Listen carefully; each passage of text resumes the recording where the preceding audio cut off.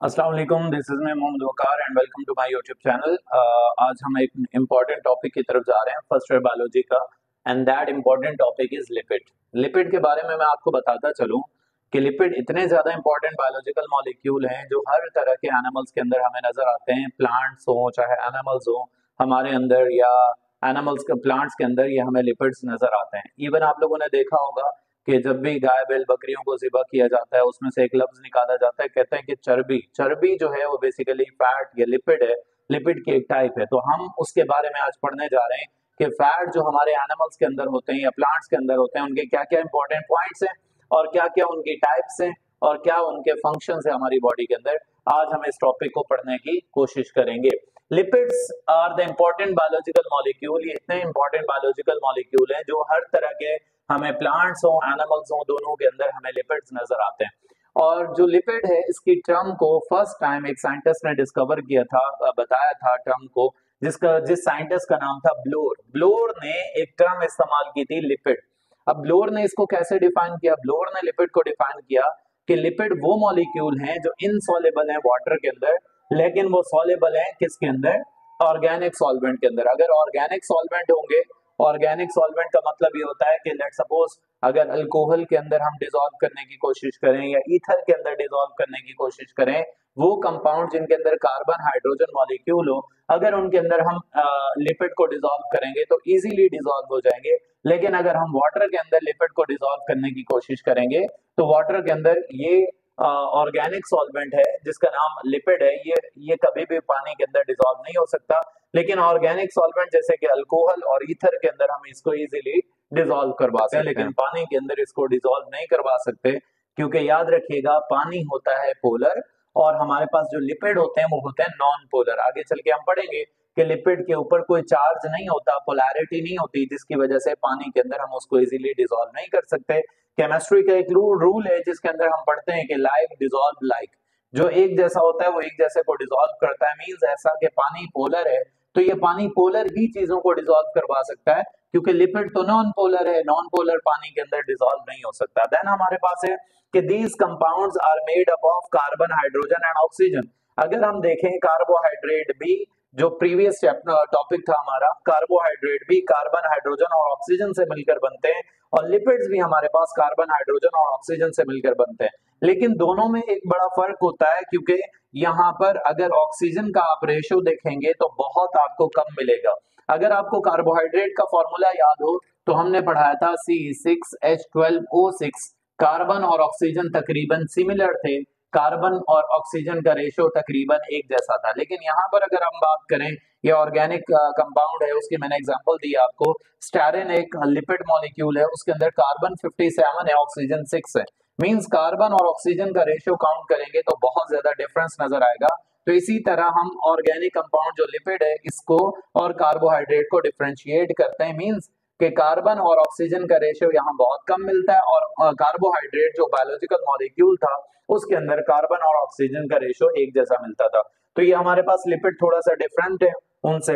Then due to high amount of carbon, carbon अगर देखेंगे तो आपको कार्बोहाइड्रेट के मुकाबले में बहुत ज्यादा नजर आएंगे। तो कार्बोहाइड्रेट के मुकाबले में अगर कार्बन की कंसंट्रेशन ज्यादा होगी और हाइड्रोजन की कंसंट्रेशन भी आप देखें तो कार्बोहाइड्रेट के मुकाबले में बहुत ज्यादा है, तो it's mean they give double amount of energy as compare to carbohydrate.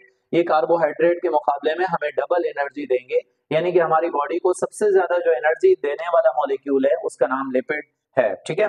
Then due to high amount of carbon, carbon और हाइड्रोजन ज्यादा होने की वजह से they give more energy as compare to carbohydrate. Carbohydrate से हमें ज्यादा एनर्जी प्रोवाइड करता है। देन पहली टाइप पढ़ते हैं लिपिड की जिसका नाम असाइल ग्लाइसरोल है। Acyl glycerol is a type of lipid, is a type of one type of lipid which is made up of glycerol and 3 fatty acids। जब हम 3 फैटी एसिड्स को जब हम सेकेंड ईयर केमिस्ट्री पढ़ते हैं तो fatty acids के फॉर्मूले पढ़ते हैं, उसके अंदर फॉर्मूला होता है RC डबल बॉन्ड O और OH। ये हमारे पास फैटी एसिड्स हैं। इस फैटी एसिड का रिएक्शन करवाते हैं किसके साथ? Glycerol. Glycerol means alcohol. Alcohol के साथ जब हम फैटी एसिड का रिएक्शन करवाते हैं और उससे हमारे पास जो बनता है उसको कहते हैं हम असाइल ग्लाइसरोल, या इसको कॉमनली कहा जाता है fats and oil. Fats normally आगे चल के बताऊंगा आपको। रूम टेम्परेचर पे सॉलिड होते हैं और ऑयल रूम टेम्परेचर पे आपको लिक्विड नजर आते हैं। तो फैट्स और ऑयल यानी कि असाइल ग्लाइसरोल तब बनते हैं जब हम कंडेंसेशन रिएक्शन करवाते हैं। कंडेंसेशन रिएक्शन मैंने पहले भी बताया था, उसको कहा जाता है जिसके अंदर दो चीजों को मिलाया जाए और दो चीजों के मिलाने से with the removal of water हो, वाटर रिमूव हो जाए, तो उस प्रोसेस को कंडेंसेशन कहते हैं। तो कंडेंसेशन रिएक्शन जब करवाया जाता है ग्लाइसरोल और फैटी एसिड्स का, तो उसके दौरान आपके पास जो बनता है उसको असाइल ग्लाइसरोल या उसको फैट्स एंड ऑयल कहा जाता है। They can be define as, इसको हम इस तरह डिफाइन कर सकते हैं कि esters of glycerol and fatty acid. जब फैटी एसिड और ग्लाइसरोल को मिलाते हैं तो आपस में बॉन्ड बनता है, उस बॉन्ड को उस बॉन्ड को हम ईस्टरिफिकेशन कहते हैं और उससे जो बन जाता है वो ईस्टर होता है। ईस्टर यानी कि असाइल ग्लाइसरोल बन जाता है। तो यहाँ देखिए मैंने इनकी बॉन्डिंग यहाँ पर शो करवाई है कि ईस्टर बॉन्ड तब बनता है जब हम अल्कोहल को रिएक्ट करवाते हैं फैटी एसिड के साथ। जब फैटी एसिड के साथ रिएक्ट करवाएंगे तो उससे बॉन्ड बनेगा, that bond is known as esterification. इस प्रोसेस को कहा जाता है और बॉन्ड को ईस्टर बॉन्ड कहते हैं। देखिए ये हमारे पास अल्कोहल है जो कि ग्लाइसरोल है CH2OH एंड इसके साथ बॉन्ड बना हुआ है CHOH और इसके साथ बॉन्ड बना है CH2OH। जब ये ग्लाइसरोल का मॉलिक्यूल रिएक्ट करता है किसके साथ, फैटी एसिड्स के साथ, लेकिन फैटी एसिड्स के तीन मॉलिक्यूल के साथ, एक मॉलिक्यूल फैटी एसिड का, दूसरा मॉलिक्यूल, तीसरा मॉलिक्यूल। जब तीन मॉलिक्यूल फैटी एसिड के साथ ग्लाइसरोल रिएक्ट करता है तो इसमें से निकलता है हाइड्रोजन और इसमें से निकलता है OH। इसमें से अगेन निकलेगा हाइड्रोजन, उससे निकलेगा OH, इससे अगेन निकलेगा हाइड्रोजन और उससे निकलेगा OH। ये बना देंगे वाटर का मॉलिक्यूल और ऑक्सीजन इसमें से जाके इसके साथ बॉन्ड बना देगा। ऐसे ही यहाँ पर भी ऑक्सीजन इसके साथ जाके बॉन्ड बना देगा, ऐसे ही यहाँ जाके ऑक्सीजन इसके साथ बॉन्ड बना देगा। जब ये बॉन्ड बनाएंगे तो आपके पास यहाँ पर देखें मैंने लिखा है CH2, फिर उसके बाद ये किसके साथ बॉन्ड बना रहा है, ऑक्सीजन कार्बन के साथ बॉन्ड बना रहा है। ये वाला ऑक्सीजन कार्बन के साथ बॉन्ड बना रहा है और उसके बाद कार्बोनाइल कंपाउंड है और उसके बाद R है, वो ऐसे ही लिख दिया। इसी के साथ ये वाले मॉलिक्यूल को देखें तो CH और ये O किसके साथ बॉन्ड बना रहा है, कार्बन के साथ, और फिर कार्बन ने डबल बॉन्ड बनाया ऑक्सीजन के साथ एंड देन R। इसी तरह लास्ट CH2 ऐसे ही रहेगा, ये ऑक्सीजन C के साथ बॉन्ड बना लेगा और फिर उसके ऊपर C डबल बॉन्ड O और उसके बाद आ जाएगा R। तो ये जो हमारे पास बना ये बेसिकली बना असाइल ग्लाइसरोल। तो ये मॉलिक्यूल है असाइल ग्लाइसरोल का और ये इसको फैट या ऑयल कहा जाता है। ये हमारे पास प्रोड्यूस होता है और एक वाटर, दो वाटर, तीन वाटर, जब ये वाटर के मॉलिक्यूल आपस में मिलते हैं तो तीन वाटर के मॉलिक्यूल बनते हैं। तो ये बाय प्रोडक्ट हमने 3 वाटर के मॉलिक्यूल लिखा है। इस प्रोसेस को कंडेंसेशन कहा जाता है जिसके अंदर दो मॉलिक्यूल मिलाए जाएं और रिमूवल ऑफ वाटर हो जाए, उस प्रोसेस को हम कंडेंसेशन कहते हैं और उसके नतीजे में हमारे पास जो प्रोडक्ट बना है उसका नाम असाइल ग्लाइसरोल है। उम्मीद करता हूं ये आपको समझ आ गया होगा। देन उसके बाद इसके बारे में थोड़ा सा और डिस्कस करते हैं। व्हेन 3 फैटी एसिड्स कंबाइन, जब तीन फैटी एसिड, 1 2 3, ये जो मैंने पहले ही बता दिया, जब तीन फैटी एसिड कंबाइन होते हैं किसके साथ, ग्लाइसरोल के साथ, उस बॉन्ड को, उसको कहा जाता है ट्राइग्लाइसरोल या उसको कहा जाता है असाइल ग्लाइसरोल। ट्राइग्लाइसरोल इसलिए कहते हैं क्योंकि तीन फैटी एसिड के मॉलिक्यूल इसके साथ कंबाइन हुए हैं, तो आप इसको ट्राइग्लाइसरोल या असाइल ग्लाइसरोल के नाम से जान सकते हैं, ठीक है। Then triglycerol is neutral. Triglycerol जो होता है वो न्यूट्रल होता है क्योंकि OH और H निकल जाते हैं इसमें से। जब ये OH और H निकल जाएंगे तो चार्ज इनके ऊपर, पोलैरिटी खत्म हो जाएगी। चार्ज क्योंकि H और OH के ऊपर था तो वो चार्ज जब चला जाएगा तो जाहिर सी बात है चार्ज आने की वजह से ये आपस में बॉन्ड बना लेंगे, इनके ऊपर कोई चार्ज नहीं आएगा। जब कोई चार्ज नहीं आएगा तो हमारे पास ये जो कंपाउंड है वो न्यूट्रल बन जाएगा और ये न्यूट्रल कंपाउंड जिसके ऊपर कोई चार्ज नहीं होगा उसका नाम है असाइल ग्लाइसरोल। इसलिए ये न्यूट्रल कंपाउंड पानी के अंदर अगर डिसॉल्व करवाने की कोशिश करें तो ये डिसॉल्व नहीं हो सकता।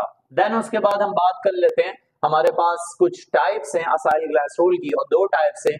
एक है हमारे पास सैचुरेटेड असाइल ग्लाइसरोल और दूसरा होता है हमारे पास unsaturated acyl glycerol. Saturated acyl glycerol को कॉमनली फैट्स कहा जाता है और अनसैचुरेटेड असाइल ग्लाइसरोल को कॉमनली क्या कहा जाता है, ऑयल कहा जाता है। तो दोनों में क्या बड़ा फर्क है, दोनों में क्या डिफरेंस है, इसके बारे में हम पढ़ने जा रहे हैं। सैचुरेटेड असाइल ग्लाइसरोल वो असाइल ग्लाइसरोल है जिसके अंदर हमारे पास कार्बन कार्बन के दरमियान सिंगल बॉन्ड होता है। कार्बन कार्बन के दरमियान अगर सिंगल बॉन्ड होगा तो हम उसको कहेंगे सैचुरेटेड और सैचुरेटेड फैटी एसिड होंगे उसके दरमियान हमें कार्बन कार्बन के दरमियान कोई डबल बॉन्ड नजर नहीं आएगा, सिंगल बॉन्ड नजर आएगा, और ये आपको रूम टेम्परेचर पे इसी वजह से आपको सॉलिड नजर आएंगे। ठीक है, तो सॉलिड क्यों नजर आते हैं? बिकॉज कार्बन कार्बन के दरमियान हमें डबल बॉन्ड नजर नहीं आता। एग्जाम्पल दी है मैंने स्टेरिन की। स्टेरिन एक मॉलिक्यूल है जो कि लॉन्ग चेन कार्बन का बना हुआ मॉलिक्यूल होता है, जिसका फॉर्मूला मैंने यहाँ भी लिखा था C57H110 और ऑक्सीजन 6।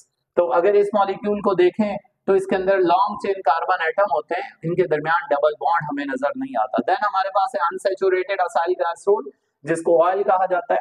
और अनसैचुरेटेड क्यों है? क्योंकि इनके दरमियान कार्बन कार्बन के दरमियान कहीं ना कहीं एक जगह या दो जगह क्या नजर आएगा आपको, दो या तीन जगह आपको कार्बन कार्बन के दरमियान डबल बॉन्ड नजर आएगा। इसलिए इसको अनसैचुरेटेड कहा जाता है, क्योंकि इसके अंदर वन और मोर डबल बॉन्ड इसके अंदर मौजूद होते हैं, और ये रूम टेम्परेचर पे आपको घर में आपको लिक्विड की शक्ल में नजर आता है।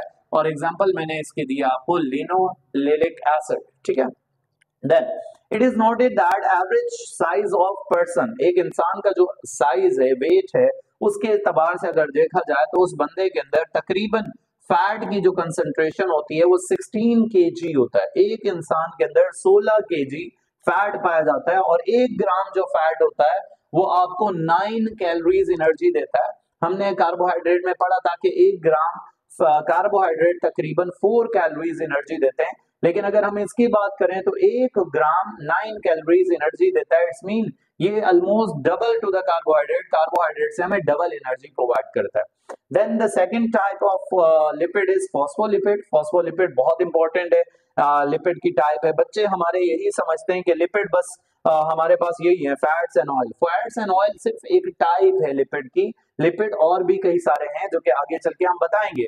तो उनमें एक और टाइप है जिसका नाम है फॉस्फोलिपिड। फॉस्फोलिपिड क्या है? ये बहुत इंपॉर्टेंट टाइप है। ये किस चीज से मिलकर बनती है?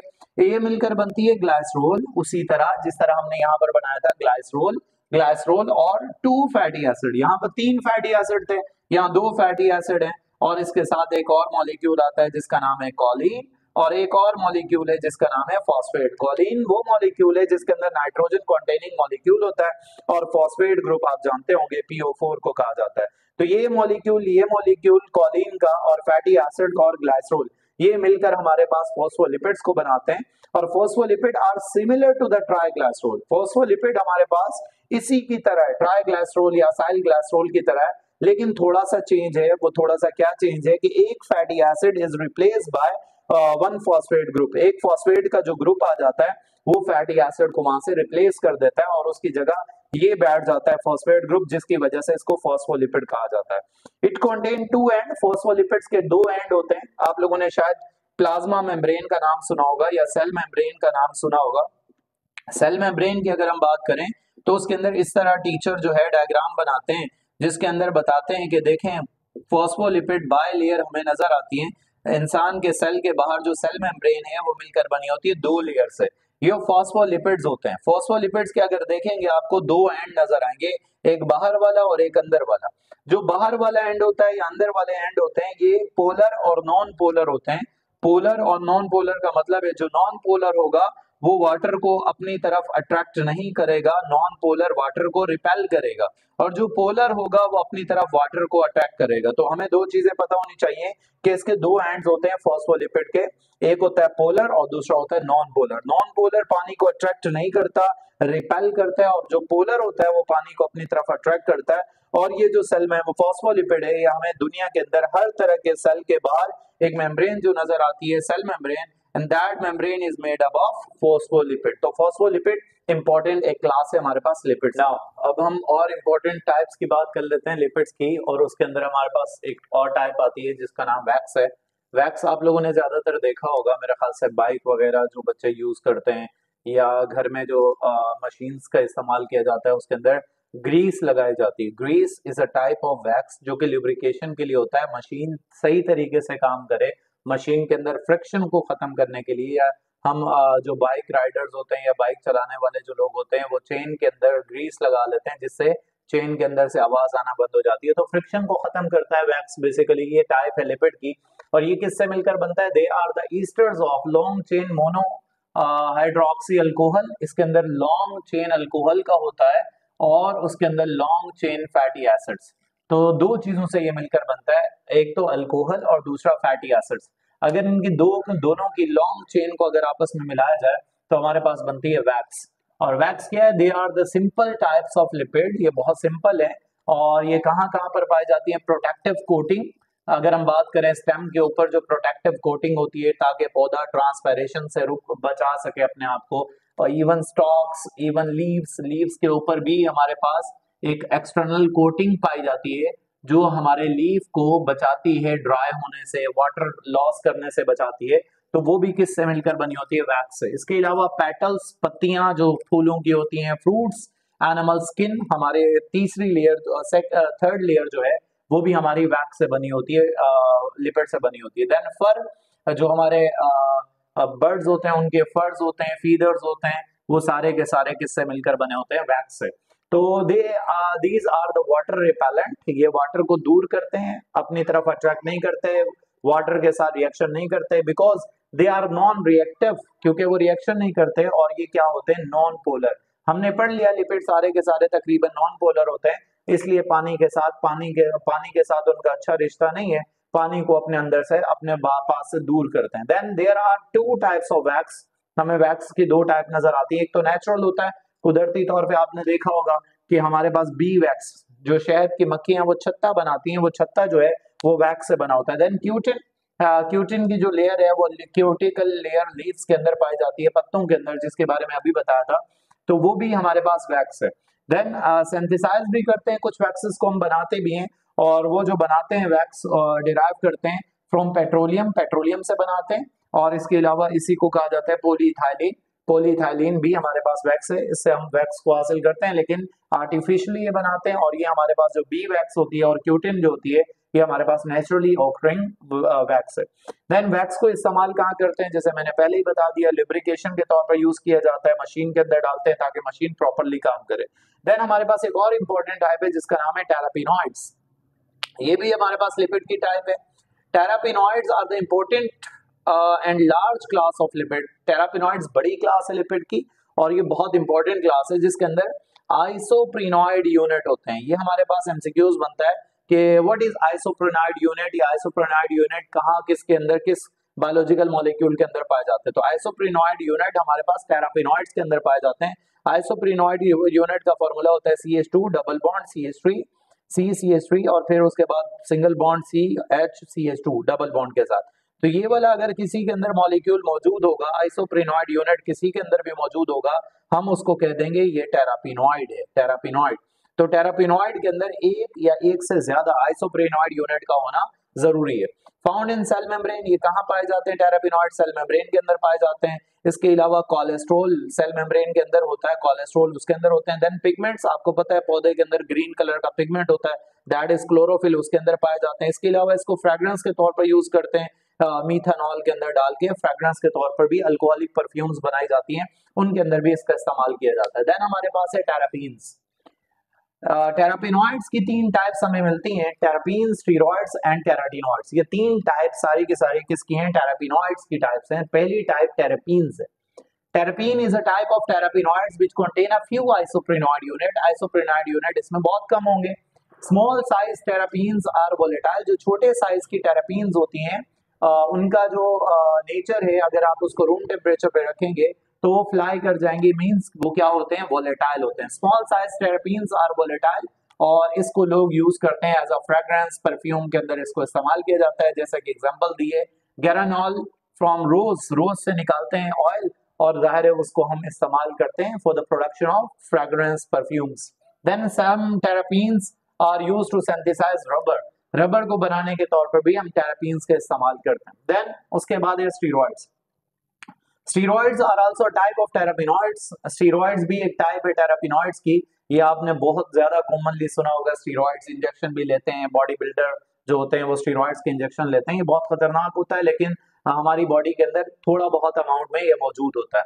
लेकिन अगर इसका एक्सेसिव इंटेक कर दिया जाए तो हमारे अंदर जो ब्लड वेसल्स हैं, खून की नालियां हैं, वो ब्लॉक हो जाती हैं, और अगर वो ब्लॉक हो गई उसकी वजह से हार्ट अटैक हो जाता है। आप लोगों ने कई सारे ऐसे बॉडी बिल्डर्स का नाम सुना होगा या ऐसे रेसलर्स का नाम सुना होगा जो अचानक से उनकी डेथ हो जाती है बिकॉज ऑफ हार्ट अटैक, और वो स्टीरॉइड ज्यादा इंटेक कर लेते हैं उसकी वजह से।